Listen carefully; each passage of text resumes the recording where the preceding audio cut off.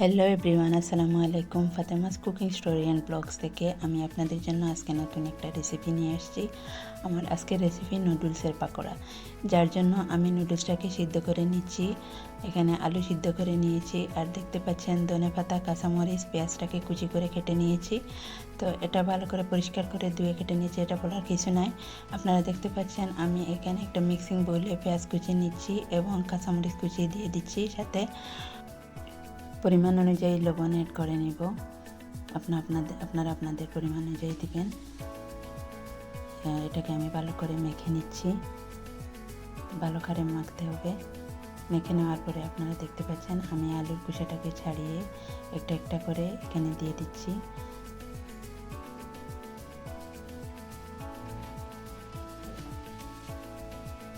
আলুর খোসাটা ছাড়ানো হয়ে গেলে আপনারা আলুটাকে আলু ভর্তার মতো এটাকে মেখে নেবেন।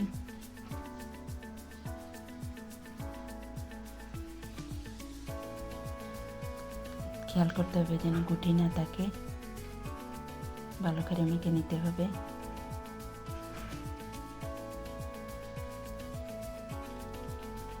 আপনারা হয়তো মনে মনে ভাববেন যে আমি আপনাদের সাথে শুধু পাকোড়া এগুলো শেয়ার করি, কিন্তু এগুলা খেতে যে এত টেস্টি লাগে।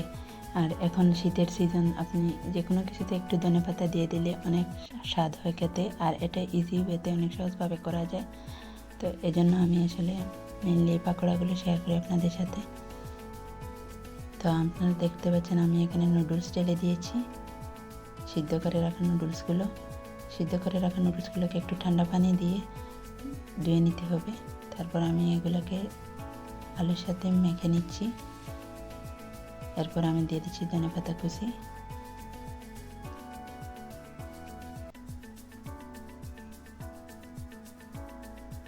ধনেপাতা কুচি দিয়ে দেওয়ার পরে আমি এখানে ম্যাগি নুডলসের যে মশলা থাকে প্যাকেটে, এটা দিয়ে দিচ্ছি। এখন দিয়ে দেবো একটা ডিম।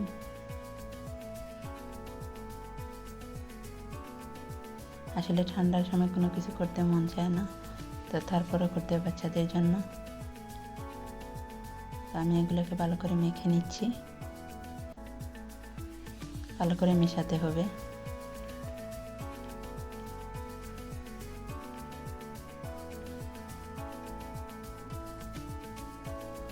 খেয়াল করে দেখবেন আপনারা আমি যেভাবে মেশাচ্ছি এভাবে মেশাবেন, তাহলে নুডলসের মশলাগুলো সব কিছুতে যাতে লাগে, এই জন্য ভালো করে মেশাতে হবে।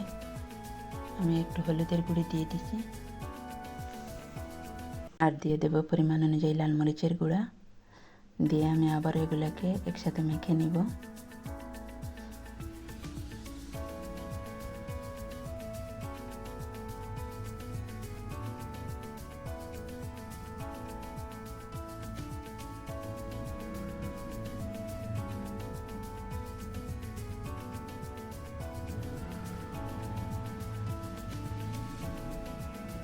মাখা হয়ে গেছে। আমি একটা চুলে একটা কড়াই বসিয়ে নিয়েছি। তো কড়াইটা গরম হওয়ার মাঝখানে আমি এগুলোকে একটা শেপ দিয়ে, আমি আলুর চপের মতো শেপ দিচ্ছি। আপনারা আপনাদের পছন্দ অনুযায়ী শেপ দিবেন। তো আমার কাছে আলুর চপের শেপটা অনেক ভালো লাগে, তো আমি এটা দিচ্ছি। তো আলুর চপের শেপ দিয়ে আমি সবগুলোকে এরকম একটা প্লেটে উঠিয়ে রাখছি। এরপরে আমি কড়াইটা গরম হয়ে গেলে আমি এখানে একটু তেল ঢেলে দিব। কড়াইটা একটু গরম হওয়ার কারণ এটা যাতে নিচে না লাগে, এই জন্য আমি কড়াইটাকে গরম করে নিয়ে তারপর তেল ঢেলে দিয়েছি। তো এখন আমি একটা একটা করে ভেজে নিব। অল্প আঁচে ভাজতে হবে যাতে পুড়ে না যায়, ভেতরটা কাঁচা থাকবে, উপরটা লাল হয়ে যাবে, এই জন্য অল্প আঁচে ভাজতে হবে। এগুলো সময় নিয়ে করতে হবে কাজটা।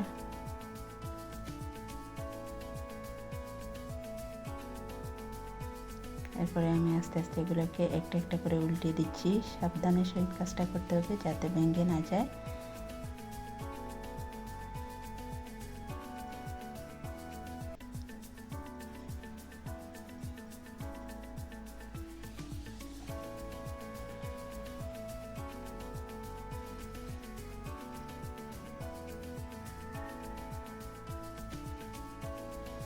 যখন দেখবেন লাল হয়ে আসছে, এরকম একটা কালার চলে আসছে, তখন আপনারা এগুলোকে নামিয়ে ফেলবেন। তেলটাকে ভালো করে ছেঁকে নামাবেন। আমি একটা প্লেটে, দেখতে পাচ্ছেন আপনারা, আমি একটা প্লেটে উঠিয়ে নিয়েছি।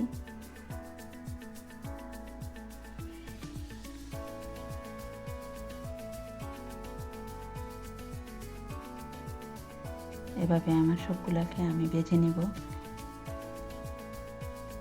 দেখতে পাচ্ছেন কত সুন্দর কালার চলে আসছে। তো অনেকটা ইয়ামি হয়েছিল খেতে। আপনারা সবাই প্লিজ আমার চ্যানেলটা সাবস্ক্রাইব করবেন এবং ভালো থাকবেন, আর বেশি করে আমার ভিডিওতে লাইক কমেন্ট করবেন।